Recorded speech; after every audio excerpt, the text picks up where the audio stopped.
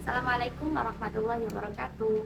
Saya Nafrisatul Husnadil Maki, mahasiswi Ilmu Al-Quran dan Tafsir angkatan 2022. Di sini saya akan menyampaikan sedikit mengenai pendekatan hadis yang merupakan penugasan dari mata kuliah Ulumul Hadis 2 yang diampu oleh Ustadz Rizky.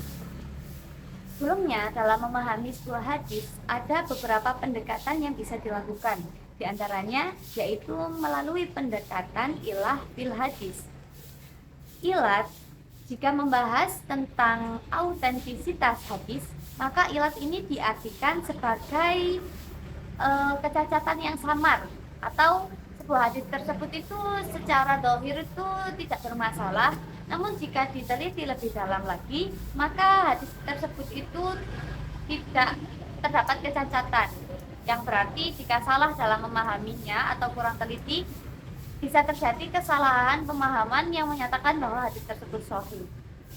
Kemudian jika kita melihat dari otoritas hadis, maka ilat ini ialah suatu penyebab atau alasan sebuah peristiwa atau apapun itu dihukumi sebagai haram, wajib, makruh, mubah maupun sunnah. Nah, jadi selama ada ilat tersebut, dimanapun itu hal-hal apa saja yang mengandung ilat tersebut, maka tetap berlaku hukum hukum yang sesuai dengan ilatnya tadi, baik yang tadi disebutkan wajib, haram, mubah maupun sunnah. Nah, dalam hal ini saya akan memberikan satu contoh pemahaman dari sebuah hadis melalui pendekatan ilah, yaitu dari hadis tentang isbal.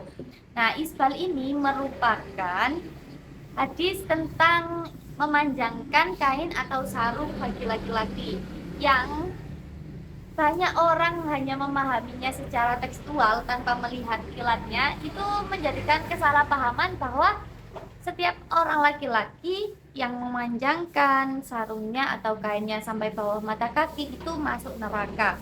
Nah, belakang ini hal itu juga menjadi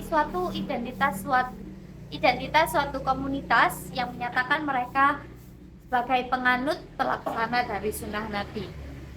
Padahal jika diteliti, ilat dari hadis tersebut ialah dikarenakan adanya unsur kesombongan dari penggunaan pakaian tersebut.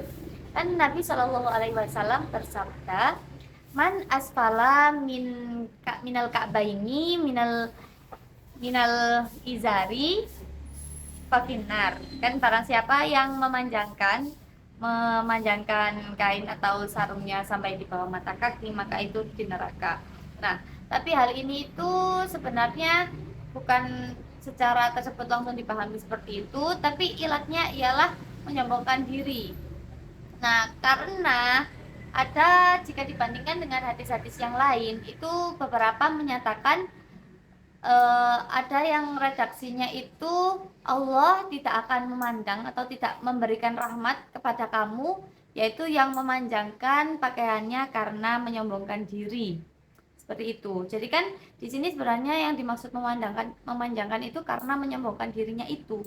Dan siapa itu, Khalifah Abu Bakar As-Siddiq juga pernah memanjangkan sarungnya atau jubahnya itu melewati mata kaki karena ketidaksengajaan. Dan Nabi itu juga mengatakan kepada beliau bahwasanya beliau bukanlah termasuk orang-orang yang masuk neraka karena memanjangkan sarungnya tersebut, karena tidak adanya unsur kesombongan.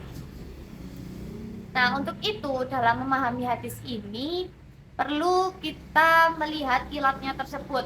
Bisa jadi justru orang yang menganggap tadi menjalankan sunnah, melaksanakan sunnah dengan memaknainya secara tekstual dengan menggunakan celana-celana atau sarung yang di atas mata kaki, justru bisa jadi mereka yang termasuk menyombongkan diri karena mereka yang menganggap dirinya yang benar, merasa benar sehingga mereka sombong.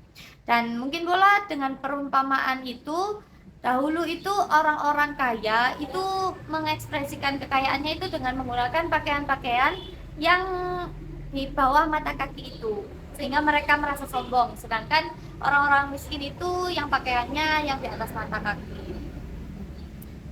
Mungkin itu yang bisa saya sampaikan.